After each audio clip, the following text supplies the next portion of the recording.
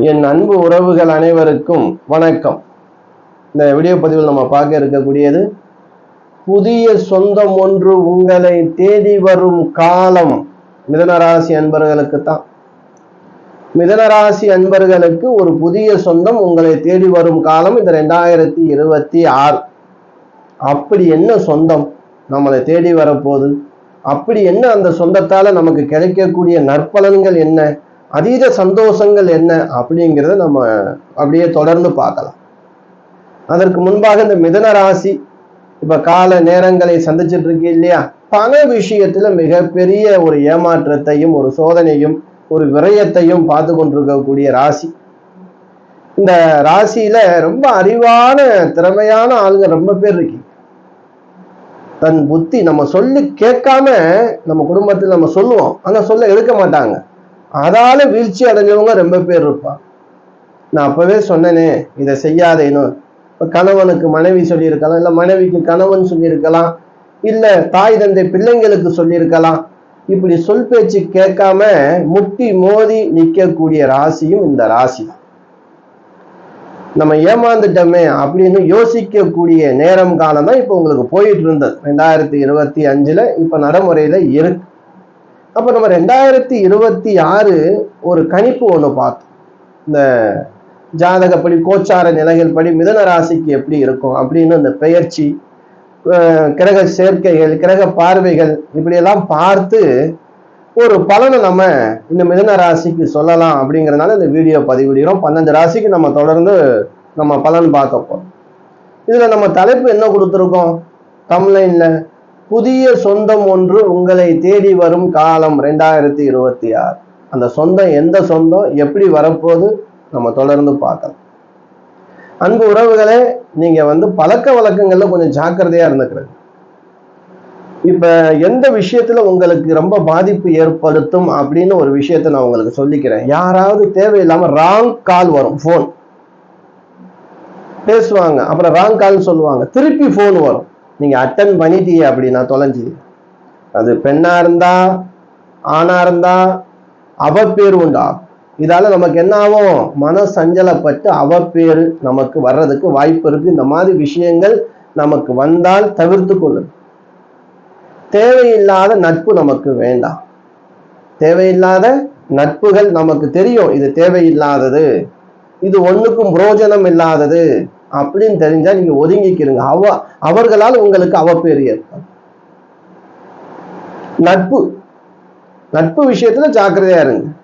நீங்க பழைய நட்பா இருந்தா அப்படியே ஃபாலோ பண்ணுங்க. புதிய நட்பாக உங்களுக்கு ஒரு தொடர்பு வருது அப்படின்னா அந்த விஷயத்துல நீங்க கொஞ்சம் ஜாக்கிரதையாக இருந்துக்கிறாங்க. ஏன்னா எல்லாமே நமக்கு ஒரு புதிய சொந்தம் தேடி வரும். ஆனா வர்ற சொந்தம் நமக்கு கஷ்டத்தை கொடுத்துடக்கூடாது. அப்ப 2026 மிகப்பெரிய ஒரு உச்ச நிலைமைக்கு வரக்கூடிய ராசி மிதுன ராசி. அதுல எந்த ஒரு மாற்றமும் இல்லை. ஏன்னா குரு உங்களுக்கு ஆதாயமா வர்ற கையில இப்ப காசை ஏமாந்து இருக்கக்கூடிய காலம், இல்ல பணத்தை விரயம் பண்ணிட்டு உட்கார்ந்து இருக்கக்கூடிய காலம், இல்ல ஏதேனும் ஒரு ஆசையை ஒரு பணத்தை போட்டு பணம் எடுக்கலாம்னு நினைச்சு அங்கேயும் ஏமாந்து போய் நிற்கக்கூடிய காலம். இப்படி பண விஷயத்துல மோசடி ஏற்பட்டு, அதுல வீழ்ச்சி ஏற்பட்டு, தொழில்ல வீழ்ச்சி ஏற்பட்டு, உடல் ரீதியான அவஸ்தையால் விரயங்கள் ஏற்பட்டு, எப்படி மன குழப்பத்தோடு இடம் விட்டு இடம் போயும் நிம்மதி இல்லாம, ஒரு தொழில இருந்து இன்னொரு தொழில் போயும் அங்கு சிறப்பா இல்லாம, ஒரு இடத்துல கூட ஒழுங்கா என்னால இருக்க முடியலன்னு தலை வலி வருது அப்படின்னு சஞ்சலப்பட்டிருக்கக்கூடிய கால நேரங்கள் மாறக்கூடிய அற்புதமான காலம் மிதுன ராசி. மிதுன ராசி அன்பர்களே, தைரியமானவர்கள் நீங்க எப்படி தைரியமானவர்கள், எதையும் சமாளிக்கக்கூடிய பக்குவம் உண்டு உங்களுக்கு. எதா இருந்தாலும் பார்த்துக்கலாம் அப்படின்னு நினைக்கக்கூடிய ஒரு மிகப்பெரிய ஒரு சக்திமான் நீங்க. அதனால நீங்க எப்பயுமே எங்க வெளியில போனாலும் ஒரு பேனா ஒன்று வச்சுட்டு போங்க. எப்பயுமே பேனா உங்க கையில இருக்கணும். உங்களுக்கு வரக்கூடிய தடைகள் வராது. புதனுடைய ஆதிக்கம் நிறைந்த ராசி இல்லையா? மற்றவங்களுக்கு அறிவு சொல்லக்கூடிய ராசி இல்லையா? மற்றவங்களை வாழ வைக்கக்கூடிய ராசி இல்லையா? உங்க வாழ்க்கையில சஞ்சலம் இருக்கு, சஞ்சலம் தீரப்போகுது. அன்பு உறவுகளே, உங்களுக்கு திருமணம் ஆகாம இருந்தா கண்டிப்பா இந்த வருஷம் திருமணம் ஆகும். முதல் புதிய சொந்த லைஃப் பார்ட்னர் உங்களுடைய மனசுல இருந்த பாரம் குறைவதற்கான ஒரு லைஃப் பார்ட்னர், உங்க ஆறுதல் சொல்லக்கூடிய லைஃப் பார்ட்னர் வரப்போறார். ஆணா இருந்தா பெண்ணா இருந்தாலும் சரி, உங்களுக்கு துணை ஒன்று அமைய போது திருமணம் வரன் கண்டிப்பா அமையும். 2026 உங்களுக்கு புதிய சொந்தம் இவங்க ஒன்று. அடுத்து பார்த்தீங்க அப்படின்னா, இந்த வேலை நிரந்தரம் இல்லாம ஒரு இடம் இல்லாம மாறிக்கிட்டே இருப்பாங்க.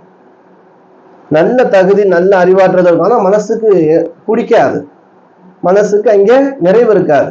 அப்படிப்பட்ட அன்பு உறவுகள் மிதுனராசி நீங்க இருந்தீங்க அப்படின்னா மனசுக்கு நிறைவான ஒரு வேலை தொழில் உங்களுக்கு அமையப்போம். அது ஒரு மிகப்பெரிய உங்களை தேடி அமையக்கூடிய அற்புதமான நிகழ்வெல்லாம் நடக்கும். எனக்கு இப்படிப்பட்ட ஒரு அதிர்ஷ்டம் எனக்கு கிடைச்சிருக்கு அப்படின்னு சந்தோஷப்படக்கூடிய இந்த வருடம். அதே போல உங்களுடைய சொந்தம் ஒன்று சேர்ந்து சந்தோஷமா உங்க வீட்டுல உங்க பசங்களுக்கு இந்த காது குத்துற வயசு இருக்கும் இல்லையா, காதணி விழா அதிகமா நடக்கும். உங்க பிள்ளைங்களுக்கு காது குத்தணும் அப்படிங்கிற நிகழ்ச்சி இந்த 2026 பண்ணுங்க, ரொம்ப சிறப்பா நடக்கும். தூரத்து சொந்தங்கள் மூலமாக உங்களுக்கு ஆதாயம் உண்டு, தூரத்து சொந்தம் மூலமாக ஆதாயம் உண்டு.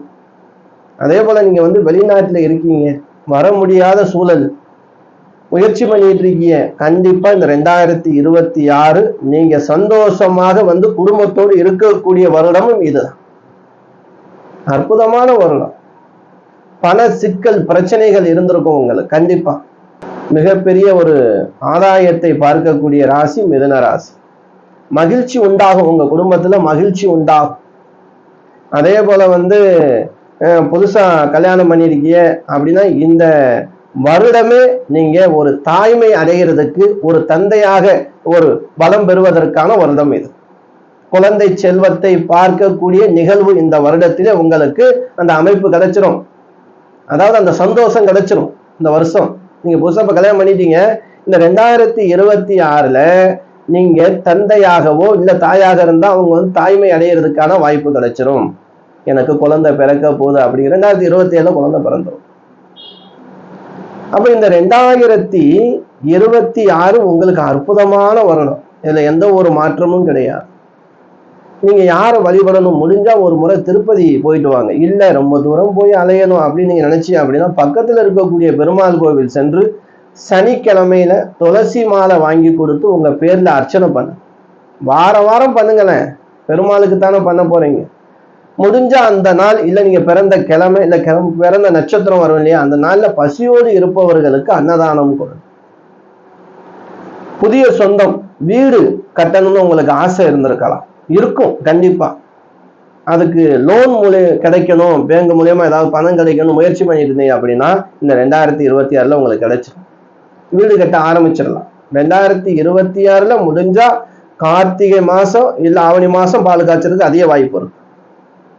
வீடு கட்டி அப்படியே இருக்கு, கொஞ்சம் வருஷமா ஆச்சு, அப்படியே போட்டாச்சு, ஒண்ணும் இல்லை, ஆரம்பிச்சதுல இருந்து இழப்பு அதிகம். அதே போல மிதுன ராசி அன்பர்களுக்கு புதிய சொந்தமாக வீடு அமையும், இல்ல வீடு மாற்றம், நல்லா பிடிச்ச மாதிரி ஒரு வீடு மாறுவீங்க. இப்படி வீடு யோகம் கண்டிப்பா உங்களுக்கு உண்டு. அதே போல என்ன அப்படின்னா, ரொம்ப நாள் ஆசை, கையில பணம் இருக்கக்கூடியவங்களுக்கு இது பொருந்தும். ரொம்ப நாள் ஆசை நான் இந்த மாதிரி வண்டி வாங்கணும் அப்படின்னு உங்களுக்கு மனசுக்கு பிடிச்ச மாதிரி அந்த மாதிரி வாகனம் வாங்கக்கூடிய அமைப்பு இந்த வருஷம் உண்டு.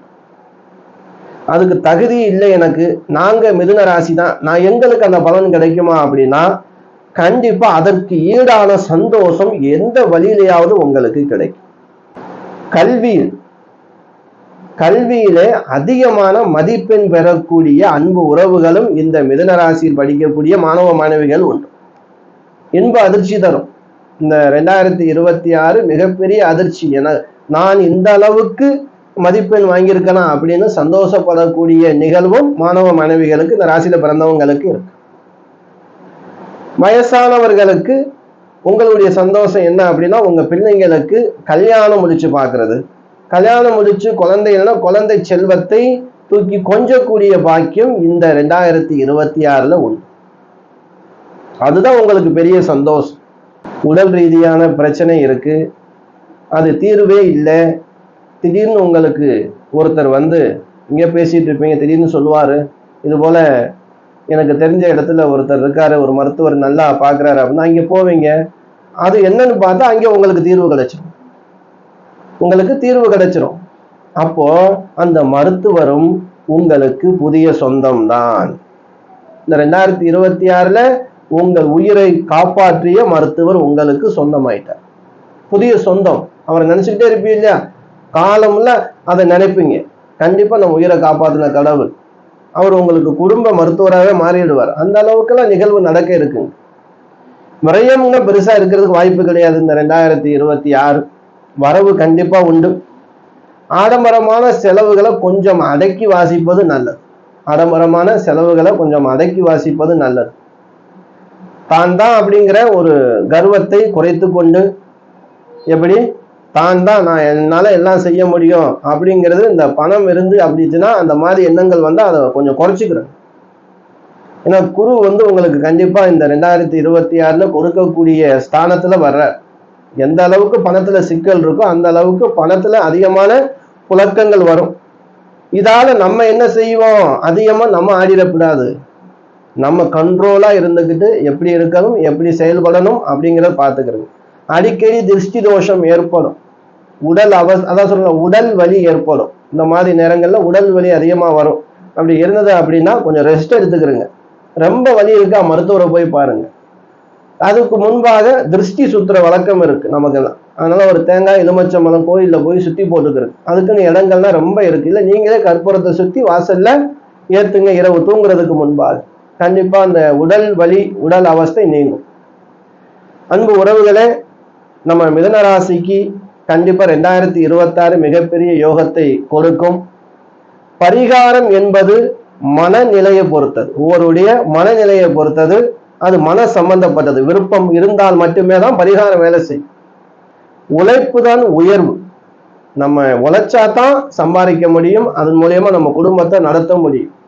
பரிகாரம்னு 24 மணி நேரமும் நம்ம பரிகாரம் பண்ணிக்கிட்டே இருந்தோம் அப்படின்னா நம்ம பரிகாரம் பண்றதுனால நம்ம உயர்வு ஆக மாட்டோம். பரிகாரம்ங்கிறது என்ன? ஒருவேளை நம்ம இதை பண்ணனா நல்லது நடக்கும் அப்படி மனசுக்கு தெரியுது இல்லையா? அந்த மனசுக்கு அதிசக்தியை கொடுக்கக்கூடியது பரிகாரம். அப்ப பரிகாரத்தை பண்ணி நம்ம வேலையை பார்க்கணும், நம்ம வேலையை விட்டுறக்கூடாது.